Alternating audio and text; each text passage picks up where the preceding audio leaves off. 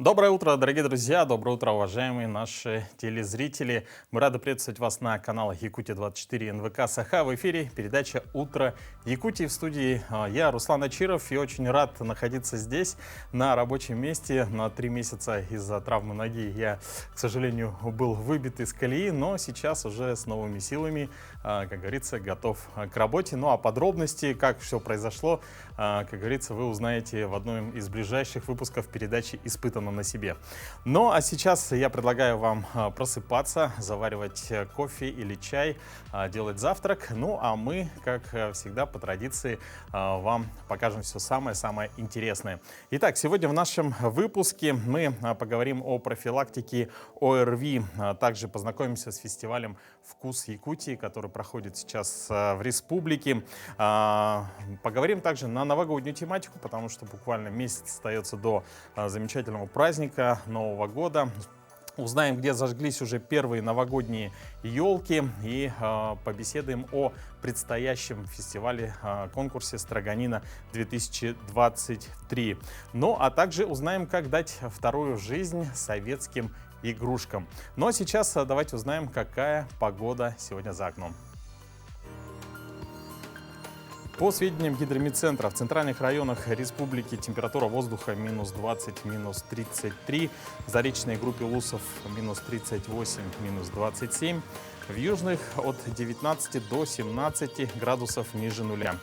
В Вилюйской группе Улусов минус 21, минус 19, в Нижнеленских минус 33, минус 16. В западных районах республики от 20 до 17 градусов ниже нуля. В Колымо-Индигирской группе Улусов минус 37, минус 16.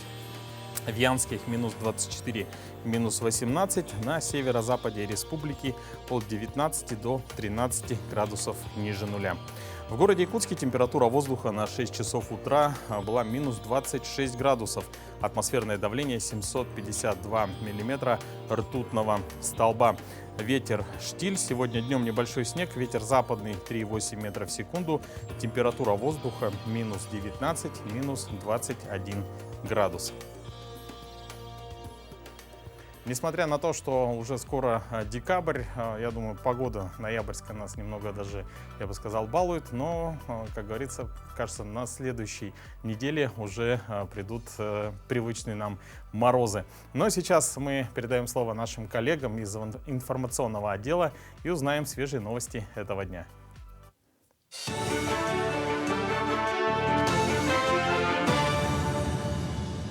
Коллеги, доброе утро. Доброе утро, Якутия. Сейчас блок новостей. Владимир Путин подписал поправки в налоговый кодекс, предусматривающие индексацию на 20% госпошлин за выдачу загранпаспорта и ряда других документов с 1 июля. Пошлина за оформление загранпаспорта нового образца повысится с 5 до 6 тысяч рублей. Для детей до 14 лет с 2,5 до 3 тысяч рублей.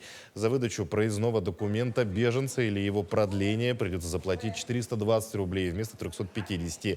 До 1200 рублей вырастут суммы госпошлин за выдачу либо продление визы временно пребывающим в Россию иностранцам для выезда из страны. В Якутии фиксируют рост заболевших гриппом и ОРВИ. По данным Роспотребнадзора, в республике зарегистрировано свыше 9 тысяч случаев, что выше эпидпорога более чем на 50%. В основном болеют дети в возрасте от 7 до 14 лет, поэтому в учебных заведениях объявлен карантин. Школьники на данный момент обучаются дистанционно. Из числа всех обращений порядка 60% – это дети с диагнозом ОРВИ и различными его формами. Отделение воздушно-капельных инфекций в детской инфекционной больнице переполнено. В основном госпитализированы дети, у которых диагностировали грипп, парагрипп, респираторную вирусную инфекцию, аденовирус, а также пневмонию или бронхит. Основным методом профилактики при ОРВИ в случае, если вы находитесь в людном помещении или контактируете с больными ОРВИ, является барьерная профилактика в виде масок. Маски должны носить те, кто болеет ОРВИ, и желательно в людном месте те, кто не болеет ОРВИ. Со времен коронавирусной инфекции все про это забыли, но хочется сказать, что во время коронавирусной инфекции заболеваемости ОРВИ практически не было. Также методом общей профилактики, которые помогут не болеть в дальнейшем, является постепенное закаливание. Старшеклассники, между тем, продолжают учебу в очном формате с рекомендацией масочного режима. Такое решение принято санитарно-противоэпидемической комиссией Якутска. Во время карантина образовательные программы реализуются на платформе «Сферум». Это часть цифровой образовательной среды, которая создается Минпросвещения и Минцифры в соответствии с постановлением правительства России в целях реализации нацпроекта образования. То есть у нас создаются условия для того, чтобы дети и учителя общались на безопасной информационной платформе. На сегодня у нас все образовательные организации применяют эту платформу в качестве основного инструмента для реализации образовательной программы. В Республике Саха-Якутия, как вы знаете, у нас есть 633 школы, более 700 учреждений дошкольного образования. И на сегодня вот ситуация по состоянию и мониторингу заболеваемости у нас находится на контроле. Декаду Олонхо открыли в Верхневилюйском Улусе. В этом году мероприятие приурочили к 85-летию Кирилла Никоновича Никифорова, лауреата премии «Душа России», заслуженного работника культуры Якутии, автора-исполнителя Олонхо. На открытии в доме Олонхо гостям показали фольклорный концерт. Также Нина Тимофеева, житель села Хуро, представила авторскую выставку персонажей Олонхо, вырезанных из бумаги. Все они взяты из сюжета Кирилла Никифорова. До конца месяца планируют провести тематические мероприятия во всех селах Улуса. В этом году в рамках указа главы республики по единой сети домов Олонхо мы совместно с театром Олонхо 28-го, в день рождения нашего Кирилла Никоновича, покажем спектакль Олонхо по мотивам его произведения «Алабуреттах Мосоголлой Бадур». Для этого специально с города Якутска приехала команда с театра Олонхо. Режиссером является Владислав Иванов. Также в музыкальном сопровождении у нас помогает специалист театра Олонхо, артист Иванида Бугулова.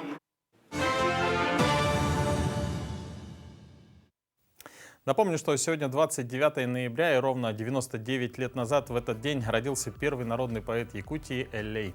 Серафим Романович Кулачиков Эллей окончил Московский государственный институт журналистики, заведовал отделом фольклора Института языка, литературы и истории, был председателем правления Союза писателей Якутии. Участник боевых действий в период Великой Отечественной войны, в 1944 году был демобилизован после тяжелого ранения. Он известен своим лирическим чувствованием. Этим проникнуто все творчество поэта. Особенно ярко оно ощущается в прекрасных образах любовной и пейзажной лирики. Многие лирические стихи Эллея стали любимыми народными песнями. На календаре 29 ноября. Сегодня отмечают День любителя острых ощущений, День мостов, День буквы Ё, День шоколадки, День пирога с лимонным кремом, День электронных поздравительных открыток. По народному календарю этот праздник посвящен памяти апостола-евангелиста Левия Матвея.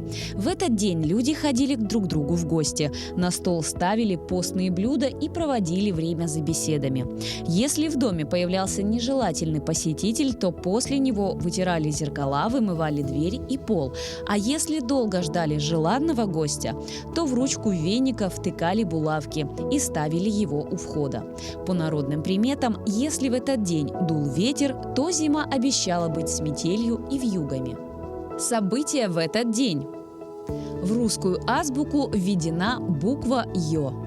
Началось первое путешествие Николая Пржевальского по Центральной Азии. В этот день был основан футбольный клуб «Барселона». День создания Всероссийского общества охраны природы. Была проведена первая в мире спасательная операция с участием вертолета. Премьерой оперы Римского-Корсакова «Снегурочка» открылась новая сцена Большого театра. В этот день родились Доминика Доницетти, итальянский оперный композитор, Вильгельм Гауф, немецкий писатель-сказочник, автор «Маленького Мука», Жан-Мартен Шарко, французский психиатр, придумавший душ-антидепрессант Шарко, Гертруда Джекил, британский дизайнер, писательница и художник. Джон Флеминг, английский ученый-электротехник, изобретатель первой электронной лампы. Гавриил Троепольский – советский писатель, автор повести «Белый бим. Черное ухо». Юрий Войнов – советский футболист, полузащитник, советский и украинский тренер. Евгений Миронов – советский и российский актер театра и кино, народный артист России. Именины сегодня отмечают Ян, Федор, Теодор, Сергей, Николай, Михаил, Матвей, Макар, Иван, Дмитрий, Виктор, Василий.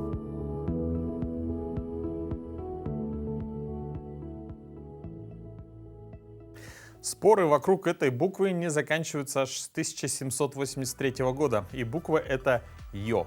В основном ее пишут как букву «е», и никто особого внимания на это не обращает. Но когда дело касается документов, судебных тяжб, пенсий и ЕГЭ, то буква «ё» приобретает огромный смысл и немалые проблемы. Многие спорят и говорят, что надо убрать эту букву из алфавита, а другие говорят оставить, но как бы там ни было, она существует, и у нее сегодня день рождения. Софья Васильева, наученная опытом, теперь при оформлении документов внимательно их проверяет. Мой отец по достижении 45-летнего возраста поменял паспорт. И его имя Артем написали через «е». Соответственно, когда он обратился в пенсионный фонд, ему сказали, что свидетельство о рождении дочери вы должны привести в соответствии со своим паспортом. И поменяли мне отчество. Было Артемовна, стало Артемовна. Такие случаи, как у Софьи, встречаются довольно часто.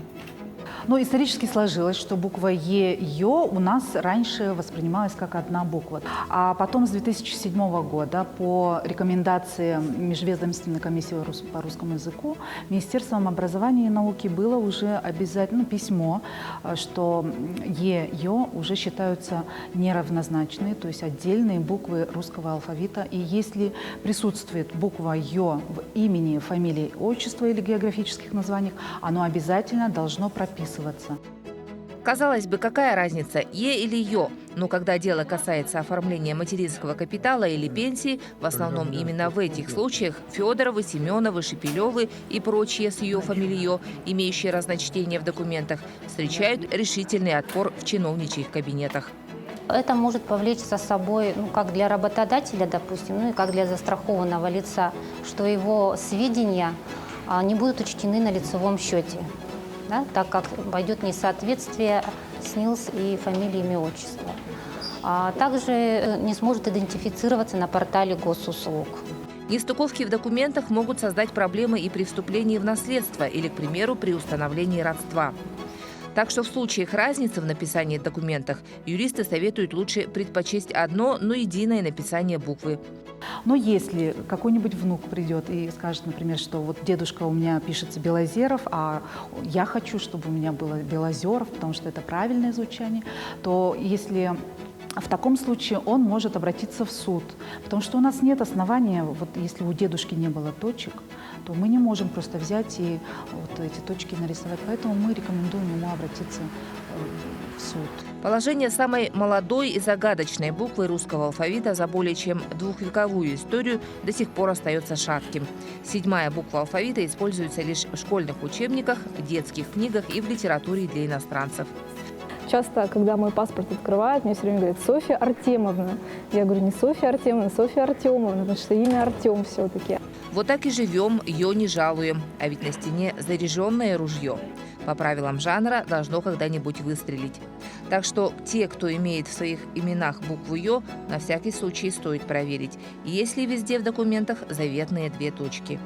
Туяра Филиппова, Элле Иванов, Якутск. Доброе утро всем, кто к нам присоединился. В эфире программа «Утро Якутии». Мы рады вас приветствовать на каналах Якутия-24 и НВК «Саха». Сейчас наблюдается рост заболеваемости ОРВИ. Школы ушли на карантин. И как же защитить себя во время эпидемии, нам сегодня расскажет наша гостья Аина Захаровна Дьячковская, врач-терапевт приемного отделения Якутской республиканской клинической больницы. Доброе утро. Доброе утро. Аина Захаровна, с чем связан такой большой рост заболеваемости? Вообще, конечно, осенне-зимний период всегда считается сезоном простуд. Это, получается, у нас прошло лето, наступают холода, люди возвращаются из отпусков, из дач, открываются образовательные учреждения, детские сады, поэтому появляется скученность большая в помещениях, это долгие близкие контакты с людьми, и это все, конечно же, приводит к росту заболеваемости. Помимо прочего, надо сказать, что во время пандемии COVID-19 у нас были очень строгие ограничительные меры. Это вот масочный режим, социальная дистанция. А сейчас, когда почти все население переболело уже COVID-19, не единожды, да, наверное, уже прошла настороженность у людей. И вот как-то... Беспечность появилась. Да, какая-то беспечность все-таки появилась, да. Ага. Ковид прошел, можно и маску не надевать, да? Вот такого плана. Ну, есть, да, немножко такое. Ну, в целом, мы знаем, что, конечно, вот маски, они вообще как бы эффективны, да, вот в первую очередь предотвратить вот заболеваемость вот такими подобными болезнями. Но вот, может, поговорим про прививки, да? Какие прививки нужно получать? Ну, прививки от гриппа, их получают ежегодно, то есть они действуют только 1 год. Получают их в начале эпидемии, ну, как бы пандемии, да, это значит в сентябре, в октябре. Мы, допустим, у нас на работе уже получаем в середине сентября. Вакцины существуют разные, есть 3-валентные, есть 4-валентные. Вы, наверное, о них слышали, это обычный Совигрипп, Гриппол, Ультрикс. Ну, вот так, да, вот эти обычно вакцины ставят сейчас. Вот, допустим, как житель города может или республики, да, вот поставить себе, он может обратиться в любую больницу или Ну, нет, да, пациент, получается, ну не пациент, а человек, он обращается в поликлинику по месту прикрепления и получает вакцину. В этом нет никаких проблем. Обычно наши детки, они получают вакцины по вот, кто в школах, кто в детских садах. Но вот в последнее время многие выступают против прививок. Как думаете, с чем это связано? И все-таки лучше получить прививку или это все-таки как бы выбор каждого? Ну, вакцины — это вообще довольно щепетильная тема, да. После вакцины обычно появляются побочные эффекты. Это вот температура, ломота в теле, слабость, недомогание такое общее. Именно так и работает вакцина. Это не является каким-то аллергическими реакциями. Это у вас так вырабатывается иммунитет. Я сама лично получаю вакцину ежегодно. Считаю, что она помогает, потому что у нас очень много контактов по работе. И, конечно, лучше получить вакцину, чем потом переболеть и 5 дней действительно потерять в работе, то есть лежать с температурой, с лихорадкой. Да. Ну, я, кстати, тоже раньше относился как-то так вот к прививкам, да, ну, вот, по крайней мере, от гриппа. Думал, ну, я там, организм молодой был, да, то есть все пронесет. Но вот недавно пообщался со своим знакомым одним, и он сказал, что он прям не пропускает ежегодно, ставил, да, всегда прививки от гриппа и в целом не болел гриппом в течение вот этого сезона. То есть я вот уже можно задуматься об этом. А у вас, получается, постоянные контакты, действительно, вы находитесь на передовой, как бы, да? Да, у нас постоянный контакт, у нас очень агрессивная такая антигенная среда. И вообще вакцина, она же помогает не то, чтобы не заболеть, она помогает вам заболеть, если вы уже заболели, в легкой форме, чтобы у вас не было осложнений, чтобы вы быстро встали на ногу, вышли на работу, ну, и вот продолжили свою деятельность. Все-таки, если, допустим, человек заболел, да, ОРВИ, вот там бывают какие-то, наверное, определенные затяжная форма, или вот когда нужно вот бить тревогу, что что-то вот с организмом не то? Ну, сейчас очень много гриппов стало. А грипп — это всегда очень высокая температура. У нас, вот, допустим, в приемный покой очень много обращений по каналам, либо скорая помощь, либо городские поликлиники. У пациентов, даже у пожилых, может быть высокая температура, выше 40, 39. Конечно, человек, когда видит такие цифры на градуснике, он начинает думать, что он прям серьезно болен, но это вот так протекает сам грипп. Надо бить тревогу, когда у вас температура не снижается больше 5 дней. Да. То есть 5 дней температура, это уже... Это уже может говорить о осложнениях. Нужно вызывать уже... Скорую помощь, либо же, да, повторно вызывать вашего терапевта, либо же, если у вас появилась одышка, да, сильные боли в груди, в боках, вот такие вот признаки воспаления легких. Не знаю, уместно ли такое сравнение, но вот производители телефонов ежегодно выставляют новые модели. Какие новинки гриппа вообще вот в целом в этом году? По симптомам? Да, по симптомам, возможно, или, может быть, по названиям? Нет, ну, таких новинок нету, да. Симптомы, они обычно классические. Это вот высокая лихорадка, очень сильная слабость, человек себя чувствует очень плохо. При гриппе редко бывает насморк. Вот если мы говорим о обычной ОРВИ, то там обычно насморк, першение в горле, чихание. А вот при гриппе это вот только вот такая вот выраженная слабость, интоксикационный синдром выраженный. Может быть рвота, понос. Ну, люди по-разному на температуру, конечно, реагируют. Ну и подытоживая, да, наш разговор, какие ваши советы, как обезопасить себя от ОРВИ и меры профилактики? Что можно делать, а что не стоит? Ну, защита у нас всегда стандартная, это всегда гигиена, конечно. То есть это соблюдение масочных режимов. То есть маску надо носить правильно. Нельзя носить маску как украшение, не закрывая нос. То есть маска должна у вас полностью закрывать рот и нос. У меня вот, кстати, про маски вопрос. Какая сторона правильная? То есть бывает, они как-то разные. Может быть, есть какой-то единый такой признак, как нужно правильно Нет, надевать? такого нет. Разница Маска нет? все равно, да, она вас будет защищать. Главное носить маску не более 2 часов. И маску тоже грязными руками вы стараетесь не трогать. Вообще грязными руками вы до лица не дотрагиваетесь. Ну, еще какие могут быть профилактика, да? Это вообще, конечно, чем меньше контактов, тем меньше риск заболеть. Поэтому, если вот сейчас уже объявили превышение порога, надо сидеть дома, да, не посещать общественные места. По возможности не выходить. Да, по возможности не выходить. Обязательно дезинфекция должна быть дверных ручек, в лифтах, но это уже больше к сфере коммунальщиков, да, например. Качественный сон обязательно это влияет, полноценное питание, белок, молоко, молочно-кислые продукты должны быть в рационе у человека. Ну, вроде как все. Ну, напомню, что у нас в гостях была Аина Захаровна Дичковская, врач-терапевт приемного отделения Якутской республиканской клинической больницы. Мы вас благодарим, вам желаем здоровья и успехов в вашем труде. Спасибо. Спасибо. Ну а как укрепить иммунитет, спорт или здоровый сон, сокращение количества времени, проводимого у экранов гаджетов. А лучше, конечно, все это вместе. Но что еще важно для укрепления иммунитета, мы узнаем в нашей следующей рубрике.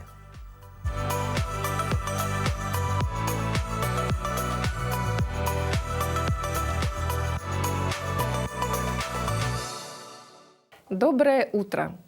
Наш иммунитет – это основной механизм защиты организма от вирусов и бактерий.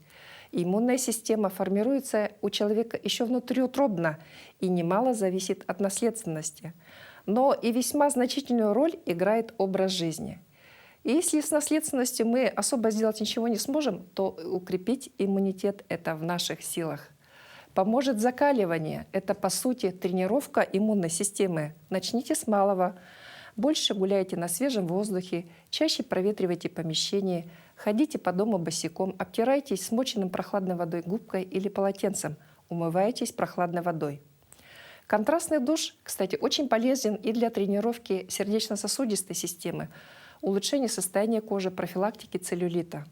Только не забывайте про осторожность и постепенность.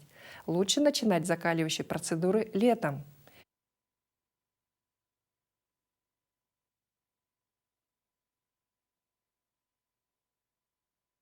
Как согреть руки? Важно делать это безопасно. Как правильно согревать руки после улицы, если они сильно замерзли, но не обморожены. Если руки и ноги, особенно пальцы, на них очень сильно замерзли, но не обморожены, категорически нельзя отогревать их в горячей воде под феном или механическим растиранием, с мазью, спиртом или без них. Дело в том, что при резком отогревании мягких тканей конечностей также резко возрастает их потребность в кислороде. Но сосуды при этом еще спазмированы, сужены после переохлаждения. В результате развивается дисбаланс между поступлением кислорода к тканям и их потребностью в кислороде. Этот дисбаланс может привести к развитию некробиоза, ишемических процессов в тканях конечностей, заявил специалист. По его словам, далее при неблагоприятном течении последует некроз тканей, который в тяжелых случаях может привести даже к ампутации части конечностей, к примеру, пальцев. Чтобы исключить эту опасность, необходимо обеспечить максимально медленное, бережное прогревание рук и ног.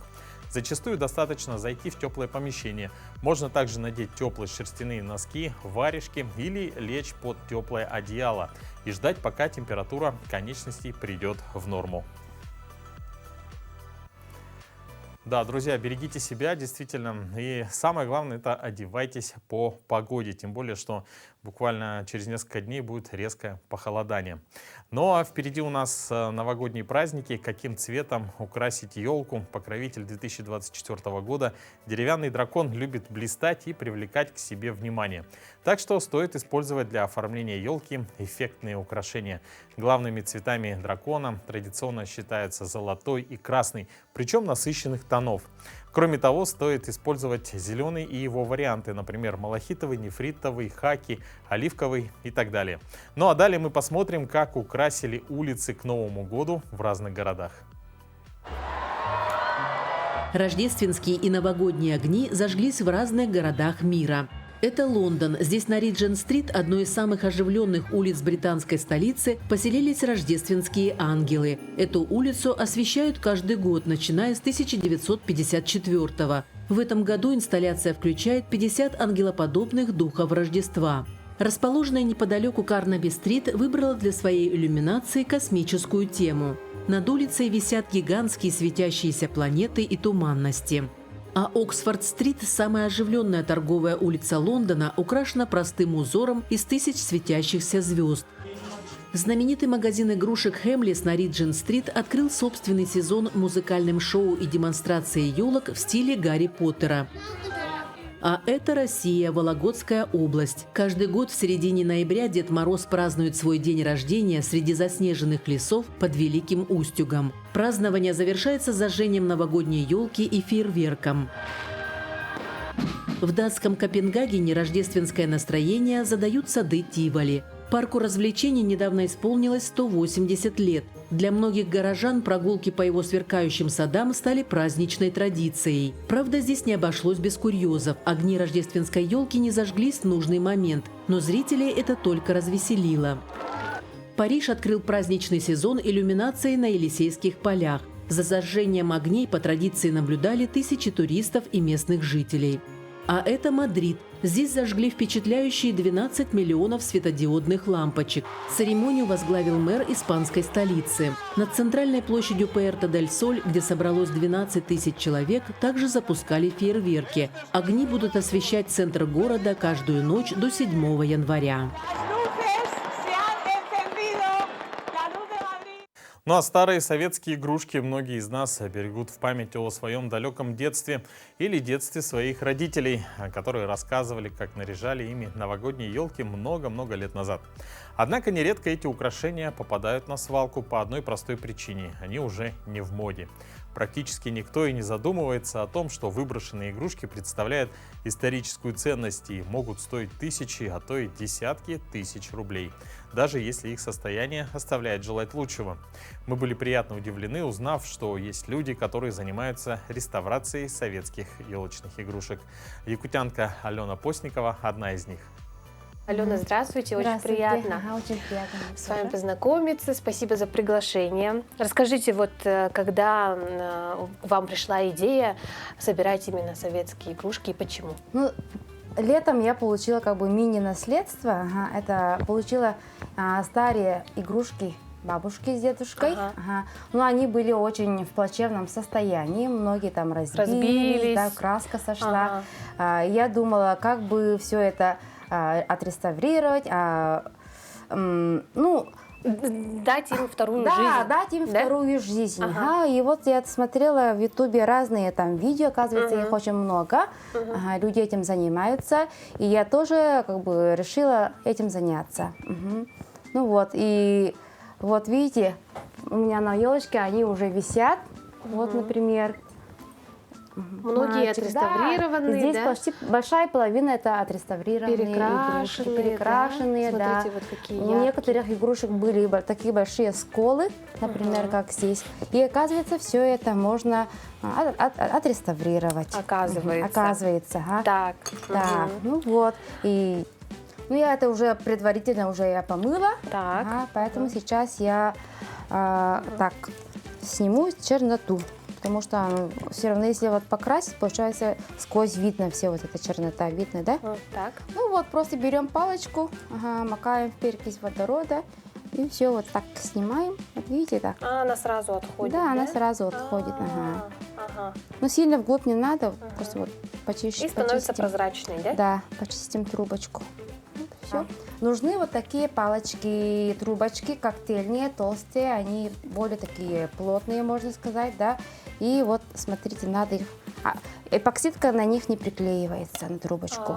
Поэтому легко снять и не теряя форму, можно сказать. Вот здесь я уже сделала трубочку, вот так. И я вот аккуратненько сначала снимаю то, что внутри. И мне нужна вот такая вот... Как она называется? Забыла. Щипцы, да? Щипцы для бровей. В общем, все женские штучки у нас тут пригодятся, да? Все, что у нас дома. Вот убираю. Так. А потом аккуратненько вот так убираю. Все. Вот. И вот это лишнее, пока она, видите, она немножко мягкая, не полностью отвердела, я просто беру ножницы и вот так. Подравниваете, подравниваю, да? Ага. То есть, когда высохнет у нас вот эта игрушка, то же самое нужно будет проделать, да? Все, вот так подровняла. А так-то я старинные советские игрушки очень дорогие, оказывается. У меня скоро будет хорошая коллекция. Ну, пока мне игрушек хватает. У вас уже, да, можно сказать, коллекция. Да. Вот эти игрушки, они вот такие, но, к сожалению, говорят, если вот я что-то покрасила, да, починила, к сожалению, игрушка теряет цену. Получается, я только для себя это. Я не могу уже ее продавать. То есть она уже не людям. Подлинник, да, можно сказать? Да, это уже не подлинник, уже ее никто у меня не купит, можно сказать. Только для себя. Для себя. Поэтому реставраторы, коллекционеры, они даже, вот, например, вот там, как у той игрушки, вот личико здесь немножко свет, краска сошла, да, они стараются это не трогать, оставляют вот в таком виде. Ну, максимально стараются сохранить первозданный этот вид, можно сказать. Ну, все. Стало даже лучше, да? Да, намного. Ну, все. И игрушечка готова. Да. Очень даже. Сливается с листком, да, и практически не видно. Ну, здорово. Алена, спасибо вам огромное. Спасибо, вам приехали. удачи, творческих успехов, с наступающим Новым годом. Пусть ваш дом с каждым разом будет все лучше, краше.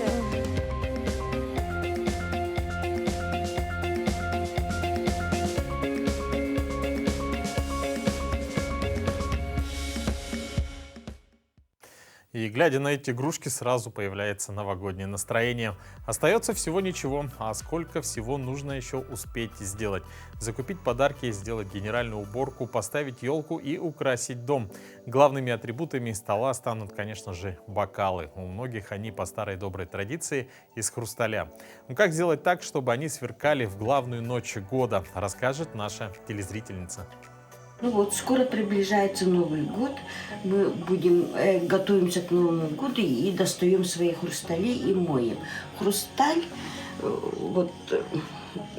они достаются очень редко из шкафа, и поэтому они пыль оседает на них, потом их надо мыть. Хрусталь моется в холодной воде, не в теплой, не в горячей, а прохладной воде. При производстве хрусталя добавляют здесь оксид меди или оксид серебра. Поэтому, когда мы его будем мыть, моются они в горячей воде, хрусталь мутнеет. Мутнеет это из-за чего? Из-за горячей воды, потому что здесь появляются микротрещины. Это значит, вы хрусталь испортили, если моете в горячей воде. Прохладную воду, комнатной температуры или даже чуть попрохладнее, мы добавляем каплю любого моющего средства и добавляем соду обязательно. Можно пищевую или такую кальцинированная сода специально есть в магазине, они копейки стоят. Это хрусталь, он где-то, наверное, с 90-х годов, он у нас в России, где гусь хрустальный, там его делают. И при производстве гуся хрустального, да, они добавляют оксид меди. И еще хрусталь, чешские хрусталя, богема и так далее, да, и некоторые зарубежных странах они добавляют, да, при производстве, например, серебро. поэтому вот звенят. Потом при ополаскивании тоже ополаскиваем в прохладной воде тоже. Хрусталь. Вода тоже должна быть совершенно прохладная. Ни в коем случае не горячая. Тогда будет хрусталь блестеть, и ничего с ним не будет.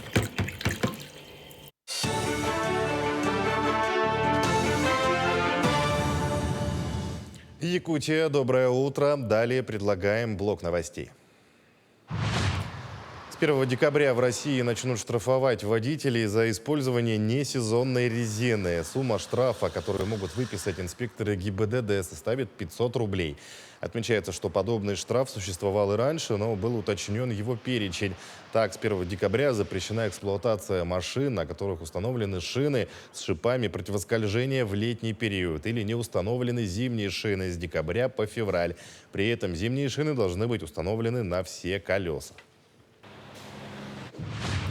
Мэрия Якутска опровергла информацию об изменении схемы движения автобусов под номерами 15 и 25. Изменение схем движения автобусов принимается исключительно постоянно действующей комиссией по обследованию городских и пригородных маршрутов окружной администрации города, говорится в сообщении. Отмечается, что городские маршрутные автобусы двигаются согласно схеме, утвержденной распоряжением администрации в 2016 году.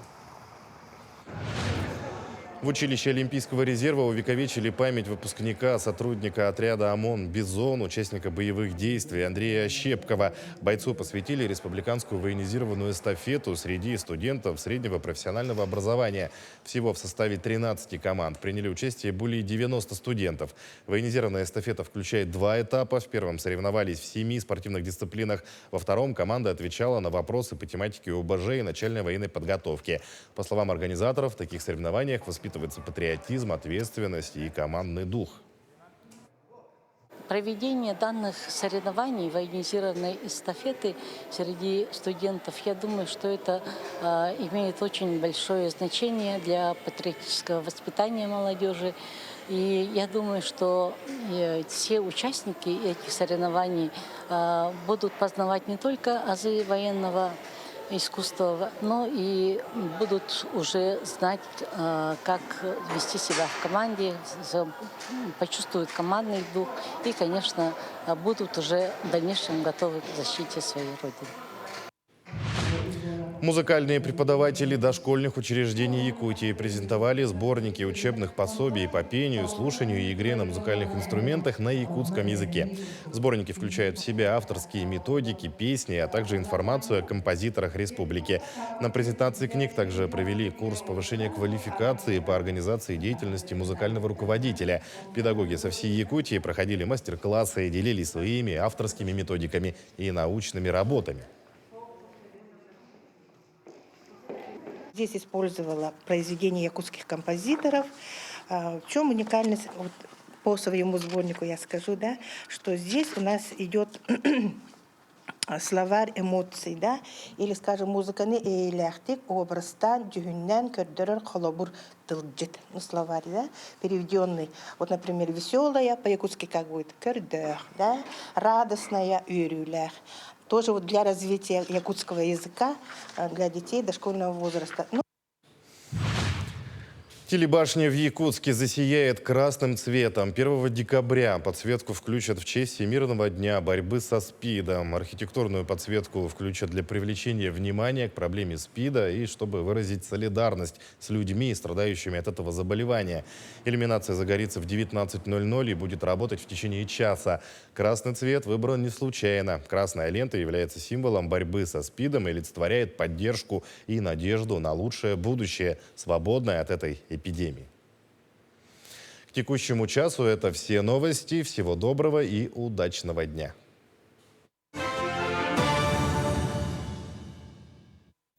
Доброе утро всем, кто присоединился. Это «Утро Якутии» на каналах Якутия-24 и НВК Саха. Мы продолжаем. Посох – символ мудрости и власти. И такой ценный подарок был вручен Русскому театру от Владыки. Подробности у Александра Лобанова. Ну, сейчас мы находимся в фойе первого этажа театра нашего. Здесь вы можете наблюдать выставку нашего главного художника Николая Николаевича Попова. И в частности мы находимся вот перед образом Валентина Дмитриевича Антонова. Это образ его героя, святителя Иннокентия Вениаминова из спектакля «Одиссея инока Якутского». Почему мы находимся здесь? Ну, на самом деле мы говорим об этом предмете. Это посох, который в свое время был у владыки Германа, затем у Зосимы, и затем уже на премьере в 2017 году, на премьере спектакля «Алмазный крест», как раз о святителе Иннокентии Вениаминове. Вот, ну, прообраз у нас получился Валентина Дмитриевича Антонова. Потом уже там, получается, работали два актера. В юности его играл Евгений Кузьмин. Ну вот я уже в зрелом возрасте играл святителя Иннокентия. И на премьере спектакля вот владыка нам вручил вот этот посох, который исторически является, был у всех наших епископов, как я уже назвал выше. Вот тоже своего рода музейные экспонаты, определенная историческая музейная ценность, которая... Он был у нас также на премьере в 2017 году и в Москве на очередных мероприятиях, посвященных Якутии. И вот уже, получается, порядка больше 6 лет является экспонатом нашего музея. Вот таким вот образом получилось, что в истории нашего театра есть два спектакля. Это «Одиссея инока Якутского», где святителя Иннокентия играл Валентин Дмитриевич Антонов. И уже в наше время, в 2017 году, спектакль «Алмазный крест», где уже два актера, включая и меня, вашего слугу, можно было видеть в образе святителя Иннокентия Вениаминова. А в столице Якутии в рамках Всероссийского фестиваля «Зима начинается с Якутии» открылся 10-й юбилейный гастрономический фестиваль «Вкус Якутии». Мероприятие прошло в ресторане «Мусхая». Наша съемочная группа посетила мероприятие и попыталась узнать у приглашенных гостей на вечере, в чем же вкус Якутии.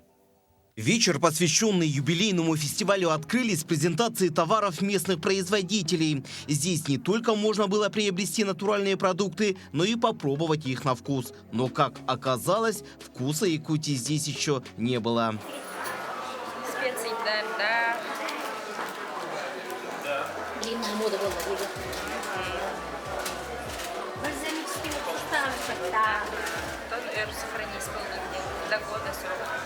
Далее в торжественной обстановке дали старт фестивалю «Вкус Якутии». И, конечно же, главными звездами вечера были шеф-повара столичных ресторанов, которые в разное время становились победителями прошедших фестивалей.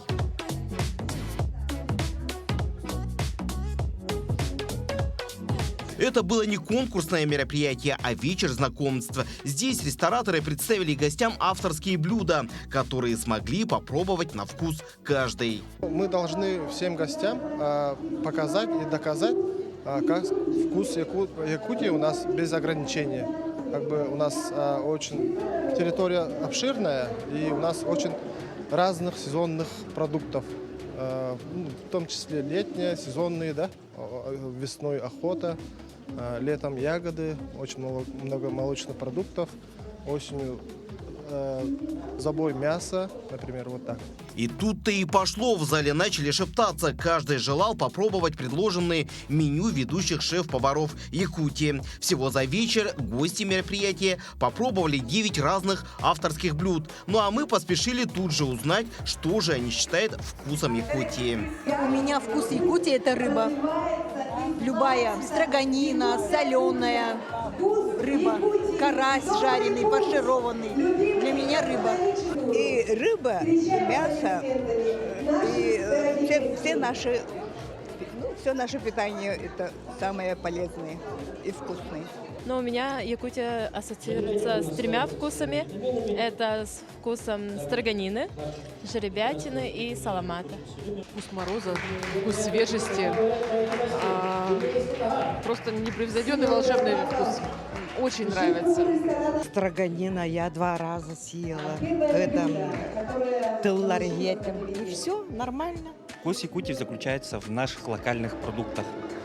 Жеребятина наша, оленина, та же брусника, сливки наши, масло наше, то, что у нас производится, это все вкус Якутии. Ну а если вы тоже хотите стать частью этого фестиваля и попробовать эти блюда, то можете смело пройтись по ресторанам-участникам. Они в эти дни будут предлагать всем гостям авторские конкурсные блюда юбилейного вкуса Якутии. Дмитрий Тымыров, Владимир Павлов, Павел Пахомов, Якутск. Окружная администрация города Якутска 3 декабря по традиции проведет для жителей и гостей столицы открытый республиканский конкурс «Строганина-2023». Состязание пройдет в рамках республиканского фестиваля «Зима начинается с Якутии». И сегодня в нашей студии член жюри, обладатель гран-при конкурса «Строганина-2018» и 2021, индивидуальный предприниматель, основатель предприятия «Хату-Балык» Птицын Алексей и Коженкина Анна, член жюри, главный специалист Центра культурно-массовых проектов. Доброе утро. Доброе утро, Руслан. Ну, давайте напомним, в который раз уже проводится этот любимый многими якутянами конкурс. Наш конкурс проводится в этом году 13-й раз. Начало, истоки с 2009 года проводимся. Но и учитывая годы пандемии и год прошлогодний, когда был объявлен СВО, значит, эти годы отпадают, поэтому у нас в этом году 13-й раз проводим. Угу. А вообще, кто принимает участие по традиции, какие этапы конкурса? Ну, у нас конкурс традиционный, и все, наверное, уже прекрасно знают, за более 10 лет уже знают, какие у нас этапы. Это скорость строгания, на качество строгания, ну и самый такой замечательный этап – это домашнее задание. Вот. И обладателем гран-при становится одна команда. За эти годы, до позапрошлого года у нас, значит, принимали участие только город Якутск. Конкурс был городской, то есть это административные управы, пригороды. А в этом году у нас приобрели статус республиканского, поэтому в этом году у нас очень много команд из улусов нашей республики. Вот, Алексей, вы принимали участие в этом конкурсе несколько раз. Расскажите, есть ли у вас самый любимый этап в этом конкурсе? Как сказать, здравствуйте. Этапы 3 основные. Домашнее задание – это быстрота, скорость и качество строгания. Тут все нравится. Ну, я смотрю, вы пришли не с пустыми руками, и у наших телезрителей сегодня будет замечательная возможность увидеть, как мастер строгает рыбу. Но давайте перед тем, как начнем, расскажите про ваши ножи. Я вижу достаточно необычный нож. Нож астилиатический, отцовский, якутский обычный, тюнгулинский, голландский тюнгулю. И Узайдин мне подарил нож для строгания, не раз выигрывал. Ну, для строгания очень удобно. Ну, я думаю, что мы сейчас можем приступить к строганию. Какая рыба у нас? У нас омуль морской. Омуль морской. Так, сейчас Алексей приступит к строганию. Омуль морской. Вообще, какая рыба подходит для строганины? В принципе, вся. Но мы предпочитаем омуль, кушаем сами. Омуль. Поэтому предлагаем омуль.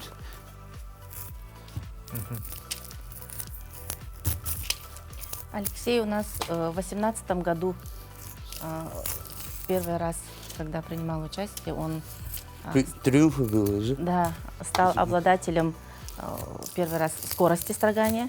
И уже последующие годы, 2 года подряд, он становился гран-при обладателем. В этом году, говорит, огорчился, потому что мы в положение внесли немножко изменения, что победители предыдущих игр, обладатели гран-при, да, уже не могут принять участие. Поэтому в этот раз пригласили Алексея в качестве жюри. В этом году он в другом амплуа попробует себя. С другой стороны, посмотрит на участников. Ну, сейчас зато у Алексея замечательная возможность. Я думаю, что это такой очень интересный момент посмотреть, как мастер строгает строганину.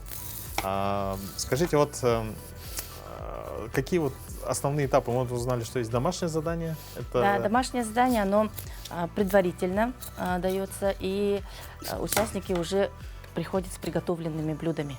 И на конкурсе это презентуется, соответственно, члены жюри это оценивают.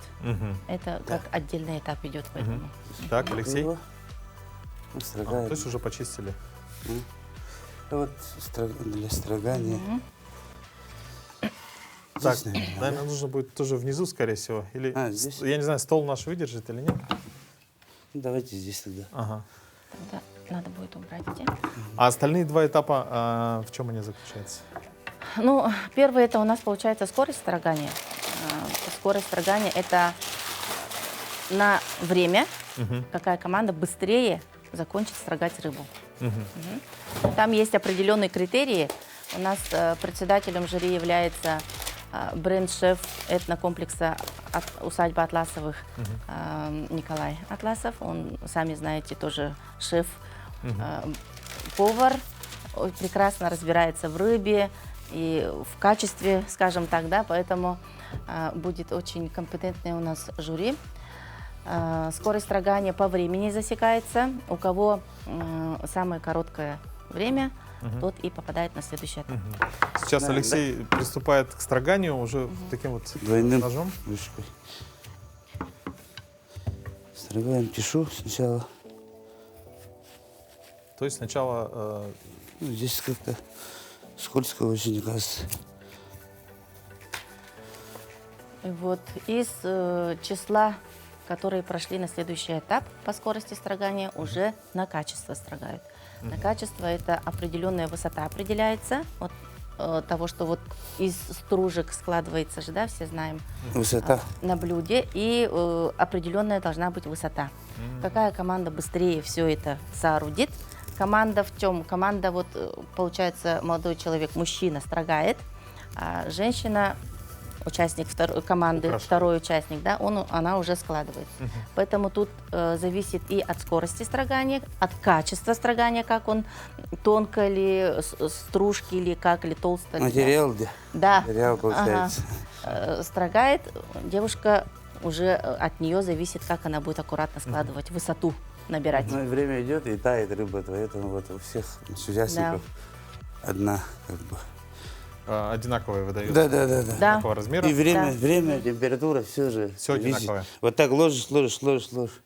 И заканчиваешь, когда руку поднимаешь, и она фиксирует, и сразу башня падает. Члены жюри будут ходить с линейками и измерять высоту. Если долго будешь там ложить, да, например, вот она же все равно тает. И оседает. Временно она оседает, может. Чем медленнее тоже складывают, там скорость очень. Тоже свои И как складывать тоже там есть. Надо приноровиться. Ну, это искусство. А вот, например, я достал рыбу с улицы, занес с мороза. Через сколько минут можно приступить к строганию? Или сразу? Омуль сразу вот. Омуль сразу можно, да? Потому что чир тоже чуть-чуть грубая, поэтому пару минут стоять в комнатной температуре. Отойдет чуть-чуть, ну быстро надо. И начинаешь чистить. Ну, конечно, тоже надо учитывать, что стиль строгания у всех разный, да? Конечно. Да, конечно. На себя тоже строгают. У каждого улуса, по-моему, есть свой метод разные строгания. стили. Да, вот так вот, как бы так. Как разные стили кунг-фу, так же у каждого совершенно свой стиль. Это почти вот так. Вот видите, как он хорошо складывает. Достаточно, думаю. Уже почти высоту набрал. Здорово. А как можно стать участником конкурса «Строганина» 2023? Или уже набрали? Ну, на данный момент, конечно, у нас команды уже сформированы. В этом году, вот, как я уже сказала, улусные же у нас принимают участие, да, очень много улусов. Заявление поступило. Ух ты.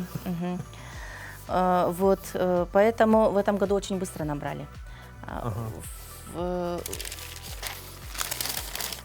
Обычно мы принимаем заявки до 1-го, так до 30-го числа, да, но в этот раз вот мы пораньше уже все, потому что комплект завершен, и сейчас уже будет работа с командами. Я сегодня шел на эфир, даже не представлял, что у меня будет такой шикарный завтрак. Ага. Просто. Но еще, конечно, не хватает вот соль, перец. А вот с чем вы предпочитаете кушать строганину? Ой, сейчас, по-моему, это уже, как говорится, на любителя.